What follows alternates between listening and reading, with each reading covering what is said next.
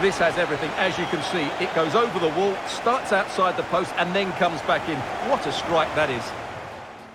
FIFA 23 stands out thanks to 4 words its community barely dared to dream. They changed Ultimate Team. Like legit ripped out the entire way you build a fantasy squad, bringing EA's final FIFA in line with that other great global football gaming obsession, FPL. No longer are you punished for wanting Mbappe, Son, Tomori, and Courtois in the same lineup. Equally, no longer can you manipulate the archaic systems to transform 2 midfield powerhouses into all-conquering forwards. In one hit, both authenticity and fun are significantly enhanced. Contrary to the plans announced ahead of its launch, EA has retained the chemistry system after all, but it's nothing like you remember it being. Now the maximum possible chem is 33 rather than 100. Players are still rewarded for having teammates or fellow countrymen elsewhere in your Ultimate Team lineup, just without the need for them to be adjacent to one another. And while chemistry provides a gentle stat boost, crucially there's no punishment for deploying a player on 0. Son is deadly down the left in an otherwise all-La Liga squad. Nick Pope remains gallantly impassable behind a complete French back 4. Your Dream 11 finally feels both unlimited and personalised. Our fear when EA announced its revised Ultimate Team chemistry system was that it would dilute the intelligence required behind team building, but it's actually refreshing. For instance, every year, one of our first tasks is to concoct a past and present Crystal Palace squad. Across the last 3 editions of FIFA games, Steve Mondonda and Jose Fonte have been relegated to bench warmers due to their negative chemical effects on an EPL-focused 11. Now, they fit seamlessly. It's a system that's offered simplicity but also nuance as well, particularly with the decision to amend position modifier cards. In FIFA 23, these can only be used to move a player to their real-life secondary or tertiary position, rather than shunting them up and down the pitch wherever. That's a big tick from us. Division rivals matches form the heartbeat of FIFA Ultimate Team, and make for a pleasant surprise, for now at least. Human opponents offer tactical variety, and the effectiveness of sitting deep in order to counter with 2 pacey strikers is toned down. But this is the one area of the game that's impossible to score on opening weekend. As elite players figure out the meta, supercards spark power creep, and patches arrive, online matches are going to evolve in unprecedented ways. So right now we're willing to commend the online play, but only with a watch this space asterisk. The neatest foot addition in FIFA 23 is Moments. Shamelessly lifted from the Madden games, it sees you completing sequences of quick-fire offline tasks, relive goals from Mbappe's Monaco years, or take on Jurgen Klopp's managerial highlights. Completing these moments unlock a tiered selection of rewards. Its bite-sized nature sees you lose minutes, then hours, and then evenings in the themed climb towards goodies such as jumbo player packs. If there's one annoyance here, it's that you have to go back to the Moments menu between each challenge, rather than speedily hopping from one to the next.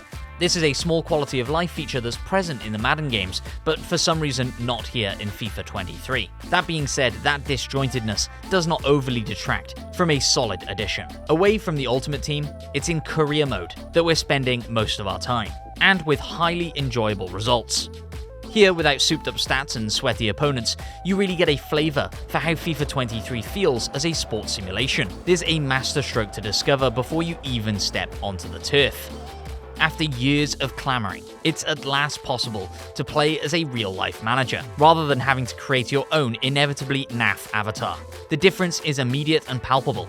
We chose to take over Freiburg with Steven Gerrard in the hot seat, imagining he's been sacked by Villa and is looking to bring his Premier League flavour to Germany's southwestern corner. That instant backstory provides a sense of depth and makes transfer negotiations and press conferences feel newly authentic. We're no longer a great pretender when trying to import Patson Dakar from Leicester or Curtis Jones from Gerrard's former club. Now we are an ex-England midfielder whose face and demeanour make cutscenes believable. In what feels like a finger click, we lose 5 hours of a Saturday night to our new life as Stevie G. Deadwood is shipped out, scouts are dispatched, youth players get surprise first-team contracts, early season matches bring experimentation and new faves. This initial setting up phase is the element that we've always loved most about Football Manager, but until now, we've never really felt similarly invested in FIFA's managerial systems. The way that FIFA 23 plays is still familiar, but on-the-field improvements are noticeable and welcome.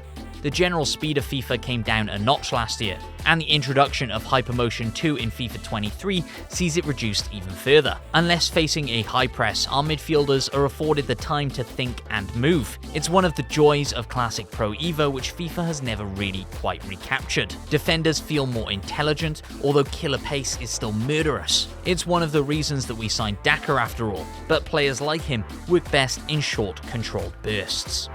There's much greater effectiveness found in powering onto a perfectly timed through ball than collecting possession at halfway and trying to charge around every dangled leg. Weirdly, the best two new additions to EA's sim are distinctly arcadey. Power shots triggered by holding R1 and L1 simultaneously and then holding the shoot button see the camera zoom in with a slow-mo effect before the ball is thundered goalwards. That allows them to breathe a bit more easily. It's a little daft and feels more like it's something out of the SNES era International Superstar Soccer, but there's no more satisfying way to score in FIFA 23. Similarly, the new set-piece method of moving the cursor over the ball to determine where you strike it feels utterly bonkers at first, but it actually delivers a myriad of variety and subtlety as you master all that it can do. Lots of encouragement then. Yet two legacy headaches dent the hopes of a stronger score here. One is the age-old Ultimate Team issue of pack transparency. The odds of unearthing the top-rated Mbappe, Son, or Benzema are still deliberately obfuscated. Those pay-to-win catcalls are going nowhere.